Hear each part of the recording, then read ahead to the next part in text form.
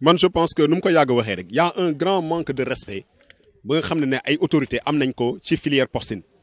buntu Pikine fii la ñëw ñu jël ay ndaraan dal seen kaw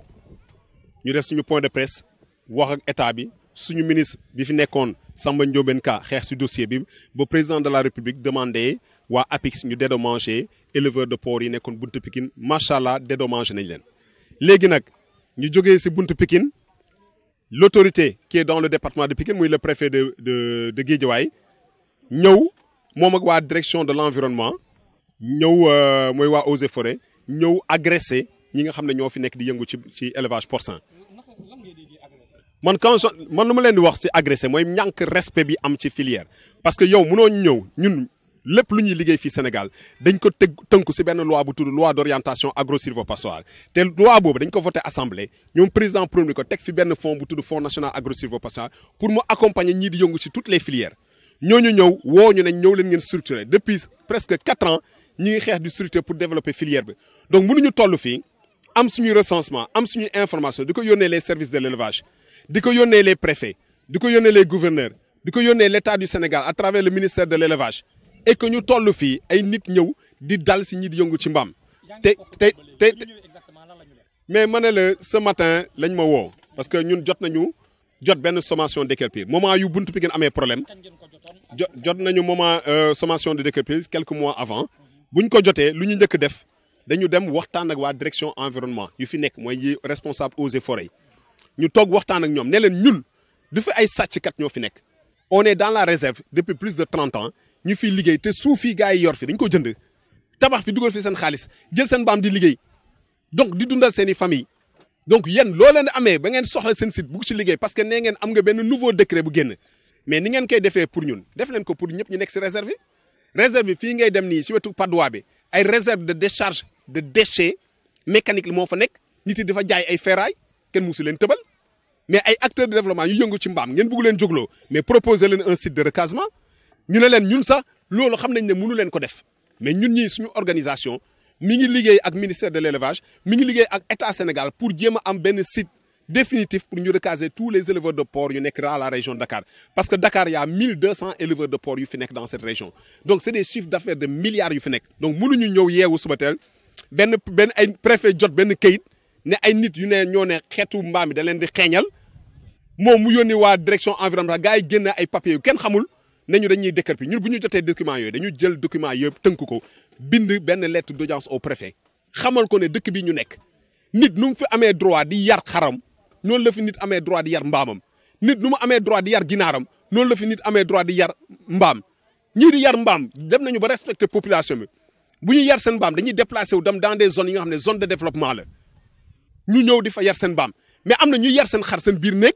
am na ñu yar seen ginaar seen biir terrasse xeet yooyu yëpp a ngi fi daw mais Sénégal dañu nekk benn dëkk ba nga xam ne comme mbaam la bëgg ñu respecter communauté chrétienne le préfet qu'il soit musulman c'est son problème ñun leen la ñu gëm dëkk bi c'est un dëkk d'état de loi dëkk laïque la donc il faut que nit yi xam ne mbaam nu mu nekkee ci élevage président moo ko wax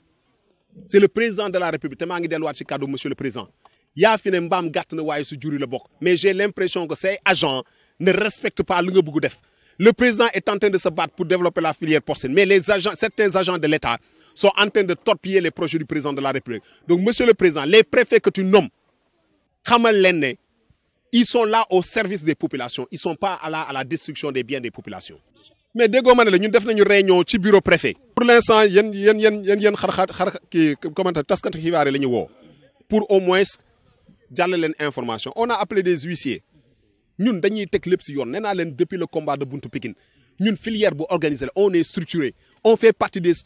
filières les plus structurées au Sénégal yéen gis ngeen yor ngeen seen i image seen caméra filmer leen lépp lu ñu toj nañ fi ay parc agressé nañ fi daaneel nañ fi ay zeng daaneel nañ fi ay garab yi daanu ci ay parc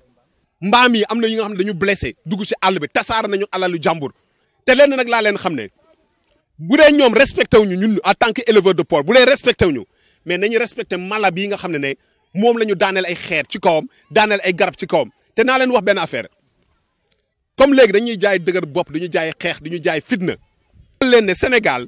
dafa am nit yi nga xam ne ay autorités yi nga xam ne dañu nekk di rey mbaamu jàmbur ci nu leen neexee dañu nekk di détruire bien jàmbur ci lu mu leen neexee donc ils ne respectent même pas le bien-être de l'animal qui est le porc. mais lii c'est mais lii man sama xol dafa tooy lu tax sama xol tooy parce que fii la ñu nekk du ñu sonnal si télé yi naan ñu jeunes yi amuñu liggéey fii ñi ngi jël ay gaal gis ngeen fi jeunes yuy dee si géej bi y a combien de jeunes qui meurent dans les pirogues parce que ils ne croient pas au Sénégal nga am chance am ay jeunes qui croient au Sénégal am ay jeunes femmes qui croient au Sénégal qui restent au Sénégal qui produisent qui mettent leur argent au Sénégal qui développent le Sénégal qui fassent payer l'impôt qui payent des taxes nga ne ñooñu da nga leen di rey seen activité juste pour le plaisir parce que mbaam neexu la da ngay ndax sa bopp. dégg non bàyyi ma jekkali lii ñu def dafa métti parce que nit jënd ay mbaamam ci àll bi indi ko fii di ko dundal pendant des mois nga jël mbaam boobu tas ko dugal ko dans la nature yenn yi gaañ leen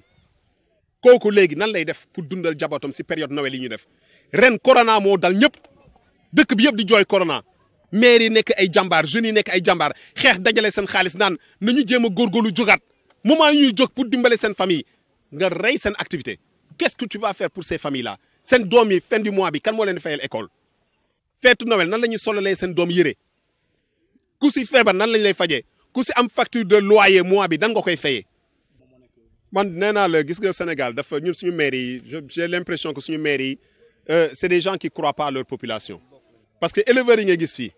comme ñu nekk Buntu Pikine comme ñu nekk Bignona Grand Yoff je vous assure que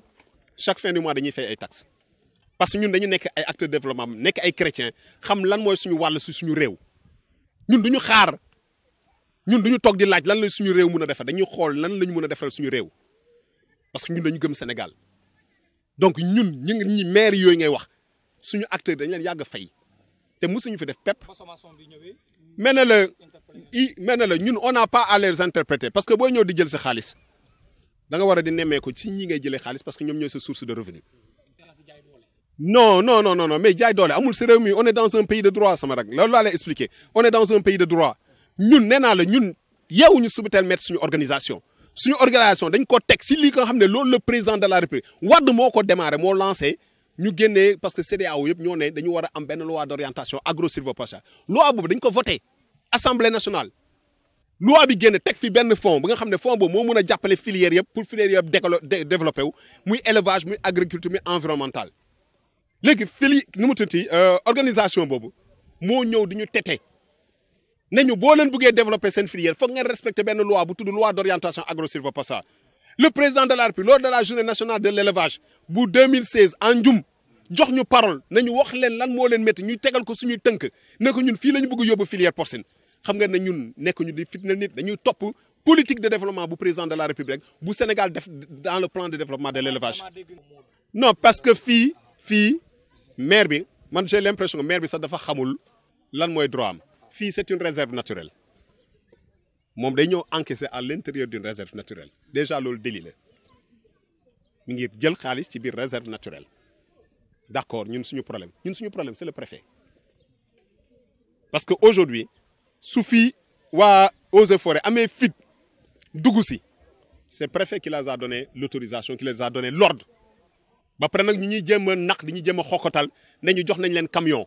pour ngeen jël seen mbaam ngeen yóbbu ko gis nga camion yooyu bu ñu ko buggee ñoom nañu ñëw jël si mbaam yooyu ñu dem